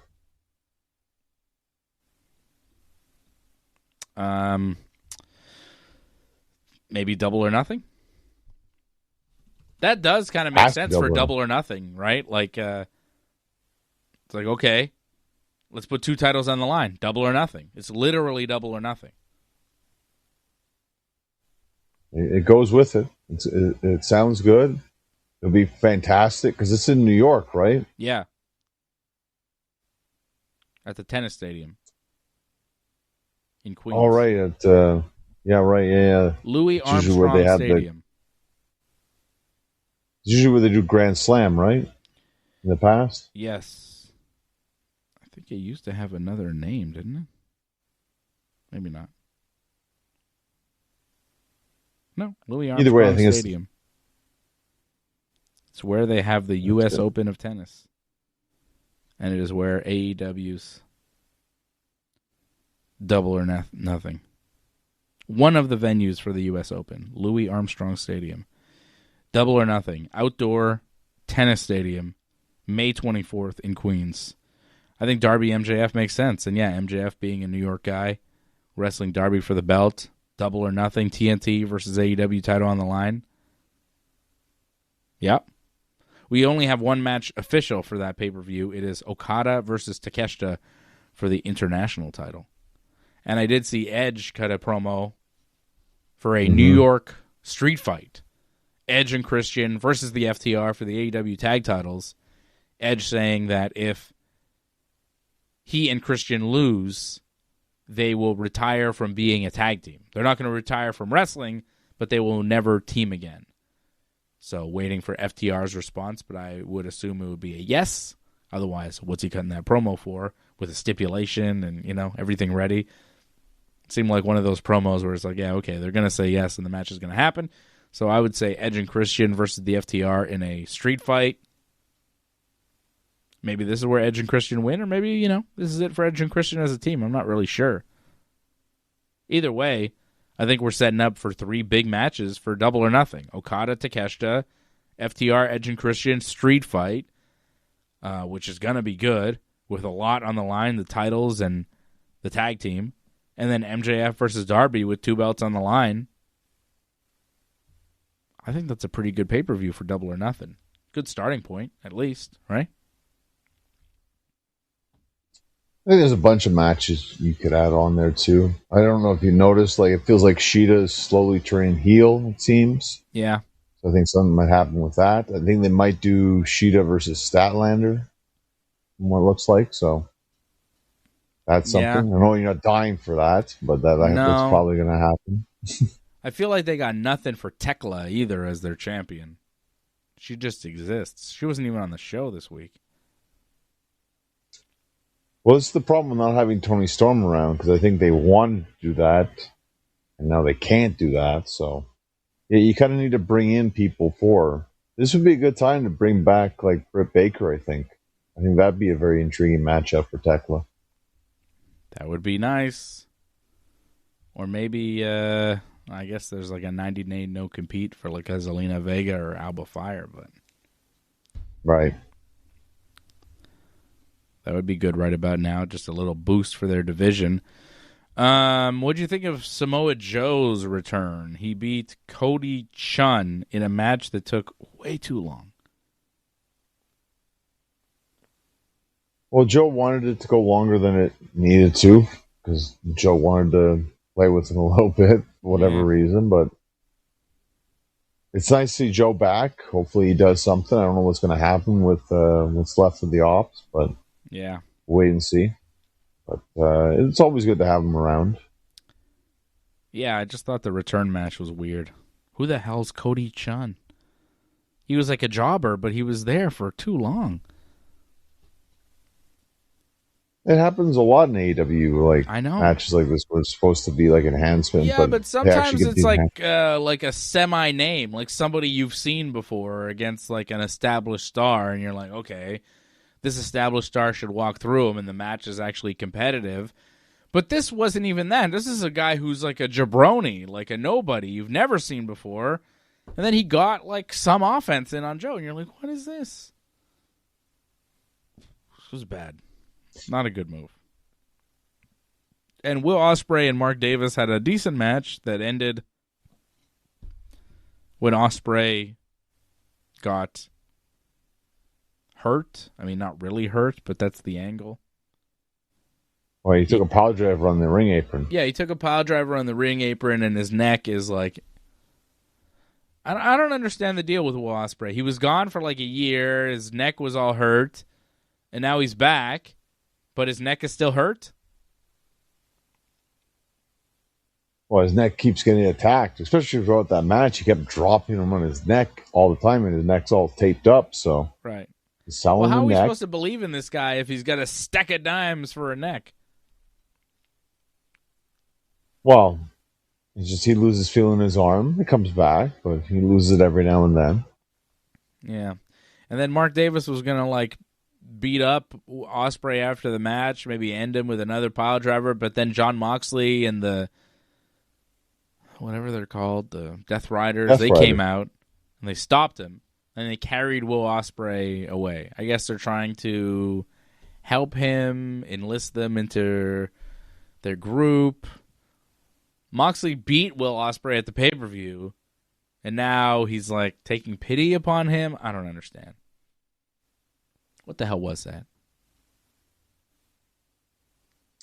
I think they're trying to teach him some sort of lesson. I'm not sure exactly what, because I never really understand what Moxley's doing.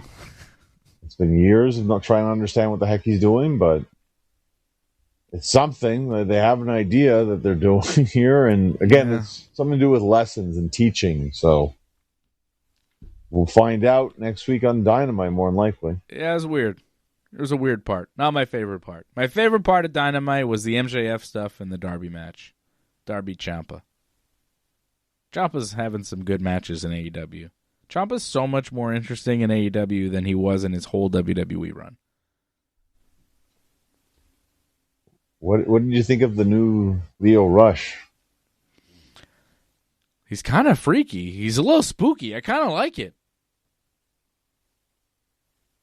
I feel like he's trying to do like a Lord of the Rings kind of gimmick. I guess. I don't know. He's like a creepy demon. He's like a little, right? Like a troll of some sort, or like a goblin. He's like a goblin. Like a wrestling goblin. I think it's actually good. Because Lio Rush was a guy with no real gimmick. The only time Lio Rush had a good gimmick was when he was Bobby Lashley's manager back on Raw years ago. I thought he was really good in that role. But I guess he didn't like it, or they didn't like it, or something happened.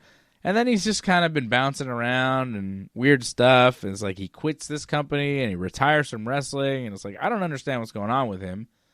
And he resurfaces in AEW and he's got this weird little gimmick. I thought the match with Brody King was fun. I thought the gimmick was weird and I liked it. And I liked that, like, he comes out, he's got the weird gimmick, he looks weird, he's got the contact lenses, he's got the shaved head, he's like weird gestures. And then he wrestled really in that gimmick.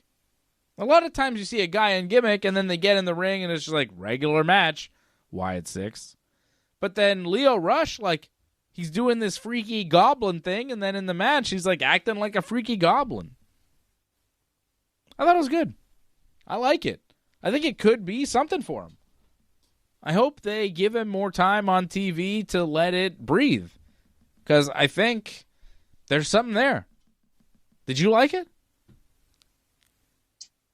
I find it weird. I don't know where it's really going exactly. I mean, it does stand out. Yeah. I don't know if it's going in terms of like a push or anything, but they are using him. I feel it's more because he's getting attention at this point. But I mean, he's got a gimmick that's weird, that's unique, that's getting attention, that he seems to be playing pretty well. And he's always been very skilled in the ring and athletic, and the thing that's been missing is, like, what is he? What's his attitude? What sets him apart? This sets him apart. I honestly think that if done right, this could be huge for him. Like, really big. Because he's a very talented guy in the ring. It's just never clicked. This might click. This might be the thing. It's a weird thing, but, like, I saw it and I was like, I don't hate this. He's gone nuts. Something's going on. He's a goblin now. Sure. Yeah, I'll give it a chance. It's just, don't know what to make of it so far, but I'm intrigued, I guess. That's for sure. I'm intrigued. Brody King did beat him. Yep. And Brody King will get the title shot next week on Dynamite. Sure. That'll be a fun match. Brody King should beat him. You know, I'm not mad that Brody won. I think Brody is a guy that AEW's got some faith in, and he's a talented guy. He's big, he's strong, he's a good wrestler. I think he needs a little bit more character. I really don't know who Brody King is other than a big guy with tattoos. I don't know what he stands for. I don't know what he cares about. I don't really know what he sounds like. I think that's what he sounds like. It's kind of it, right? It's pretty much it, really. I'm Brody King, and I'm going to get you. It's like, yeah, all right, you're a wrestler. I get it. You're doing like a thing. It's, a little hokey, a little 1995, not really 2026 promo-wise, but, hey, some guys can't quite get it. Some guys are still stuck in that 1993, like, let me tell you something. This is what I'm going to do to you, and then I'll destroy. And it's like, all right, man, nobody talks like that anymore. If you look at the top guys in the business, they're not talking like that. But you think that this is a good move. But that's how kind of Brody King cuts these promos, and it's weird, but, whatever. Some guys don't get it. Talented guy, though. Big, scary-looking dude. If he just didn't talk, I think he'd be better off. Some guys shouldn't talk. Like Obafemi this week, he comes out on Raw, he does his cool little dance, and then he goes, I'm the ruler now, or whatever, and then he just leaves. Yeah. Perfect. Short and sweet. Why Like last week on Raw before WrestleMania, Obafemi's in the ring and he's doing this like in-ring promo with a microphone.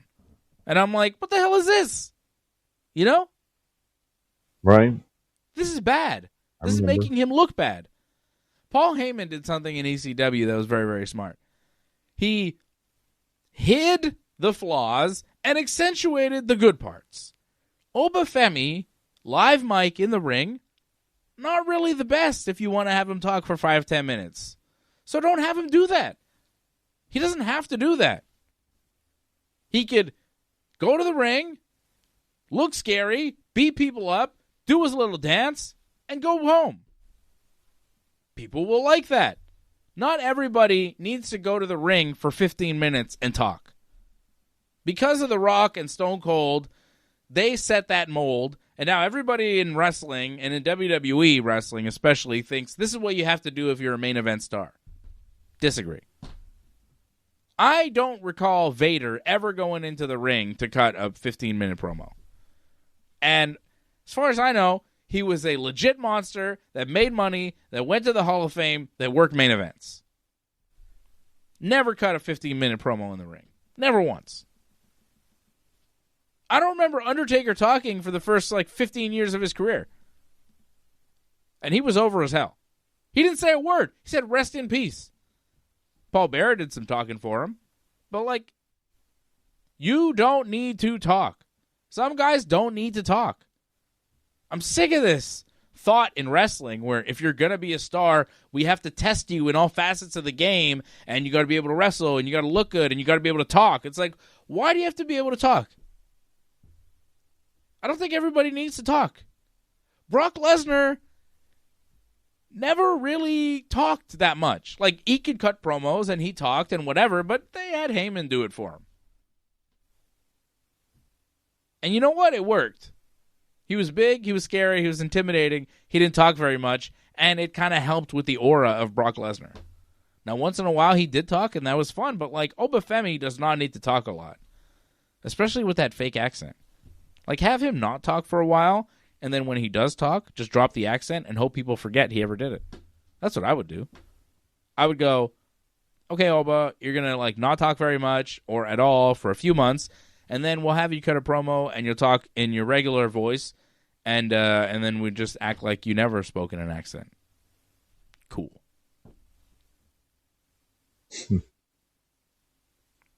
Well, you're not wrong. Some people don't need to talk. Some people are great talkers and should always talk. Sure, like MJF. I think they've found, yeah. I think for the most part, they figured out who should do that and who shouldn't. Yeah. But, they test guys. They go, oh, maybe he, if he's going to be a main eventer, he's got to go in the ring for 10 minutes with a mic. It's like, why, dude? Why do they do that? They try to do it with everybody. WWE is different with that. I feel in AEW, it's not that big of a deal. Yeah. But WWE, it's a lot more based on talking to sell the match. Yeah. But even AEW, Darby won the belt, and, first thing he did this week was cut a promo in the ring. Live mic by himself in the ring. It's also rare, though. I mean, you rarely see him talk, so it's it's a new thing almost, in a sense. It's just to add something to him as champion. That's it, I think. He's actually good at it, though. I thought his promo was very good. He's fine. He understands who he is. That's the thing. A lot of them don't understand who they are, so yes, tough. Yes, people do not understand who they are, and that is clear when you see a lot of promos in wrestling. And the guys that do understand who they are and understand who their character is, I mean, that's how you excel in the art of professional wrestling. So the new girl that was on Raw, Ruka, I don't know if she knows it so far. Nope. I saw that promo. It was awkward. But she had a good showing against Liv Morgan. I mean, I think she's a good, acrobat. Yeah. But her selling needs a lot of work. Mm-hmm. They did say she's only been wrestling for 4 years, and it shows. Yeah. But, it is nice to see that, hey, like, you don't need to be wrestling for years and years to make it in WWE. You just need to have a great resume, pretty much, and they'll put you in NXT, and you can do a bunch of cool flips. They'll put you on the main show. Yeah, you don't need to work. Just do some flips, Anyways, I loved the Liv Morgan presentation this week on Raw with the championship belt, with her whole group. She's like the new leader of the Judgment Day. Finn is gone. She's got Dom. She's got JD. She's got Raquel. She's got Roxanne. She's got 4 people behind her, and she's the leader. She's got the belt. She's got a song that she's singing. I mean, the presentation for Liv Morgan on Raw was like championship, top star. Very good. I was really impressed with like just how they looked as a group. I was like, wow, this is a cool looking group. This is like a new Judgment Day, and Liv is the leader, and it's cool like this. I don't know. It works for me. I like the song too. Is that weird? It's in my head. Trouble, trouble, that's me. Da da da da, Liv Morgan. Pretty good. Pretty good. Well, I think you just like to sing too much for whatever reason. I don't know why. Fine. Sorry. Jeez. It's okay. It's all right. I'll just ask your kids why. Why does Daddy do that? They love it too. They sing too. They love that song. They probably encourage it. They do. They do. Okay, there you go. Yeah. We sing along. We have sing-alongs. We have a good time. Trouble, trouble, that's me. It's good. So, yeah, good for Liv Morgan. Congratulations. It would sound better as Cookie Monster, I think. Okay. Well, I'm not doing that. I'm not doing impressions. Show's over. Show's over, folks. Thanks to all the members. Jason Pete out in Mexico. Angelo Contagonis out in Laval. Antoinette out in Toronto. Antoinette now a member for 63 months, almost 6 years. That's crazy. Thank you, Antoinette, and thank you for everybody who has stuck with us for so many years here on the Ringside Report Network. Over at join.ringsidereport.net, that's how you support on YouTube, or membership.ringsidereport.net. That's how you can support directly without giving Google a cut, Google gets a cut when you go to join.ringsidereport.net. You go to membership.ringsidereport.net, and everything goes to us. Nothing for Google. Google gets enough, Because Google, they own YouTube, so they get a percentage. You know how it works. Subscribe. Subscribe to the channel. If you were watching and you haven't subscribed, please subscribe. It would be great. It would be great if we had like 1 million subscribers so I could get Johnny North one of those YouTube plaques. I think that would be sick. It seems like a lot of subscribers, but like, hey, one at a time, baby. One at a time. So subscribe if you haven't already. It's a great way to support because Johnny North needs a plaque. All right? I need to get this guy a plaque of some sort. Okay. I already have like a plaque for like match of the year, and I think there's another match of the year plaque coming. So, if anything, people can buy my T-shirt. I believe there's like a link or a tab you can buy off the YouTube, if I'm not mistaken, or the website ringsidereport.net. I mean, I've got an MVP and I've got some plaques too from back in the day, John. But I'm not bragging. Participation awards? That's okay. I said MVP, tournament MVP, okay, league MVP, team MVP, that type of plaque, baseball awards. But individual, that's pretty good. Yeah, they're somewhere, I've got some MVP plaques, okay? Most valuable player for like the season. It's pretty good. I was half decent. I think a good friend of ours, Jeremy Prophet, would contest that you were MVP, but I don't know. He played for Verdun. They pretty much sucked. Okay, well, again, I don't know. Like the story was when you guys played against each other. Yeah, well, that's a long time ago. What does he know about it? NDG always beat Verdun, always. He was all right though. I remember him being decent. I don't think he would say that I was a bad baseball player. I think that would be Oh, I don't think he did bad, but MVP, it's like... Well, check the stats. What can I say, John? I've got the plaques to prove it. I mean, I don't have them. They're at my parents' house somewhere, but they're out there. All right? So, it's not me saying it. It's Bleacher Report that says it, okay? It's not just me saying it. The plaques speak for themselves, John. What do you want me to say? I can't throw a ball anymore. I'm not as good as I used to be. I used to be good, and now I am not that good. But I used to have no jiu-jitsu skills, and now I have lots. So, some things drop off and some things come in. Can't have everything in life, brother. You got to pick and choose. And I have chosen to end the show. Goodbye. Thank you, everybody. We love you. We'll see you again real soon right here on the Ringside Report Network. Thanks for sticking with us to the end. We would really appreciate it if you could help us spread the word. You know the drill. Hit that subscribe button. Flip those notification switches. We are an audience-supported network, so consider becoming a recurring supporter at membership.ringsidereport.net. Check out our website at ringsidereport.net. Hope to see you again next time, and have a good night.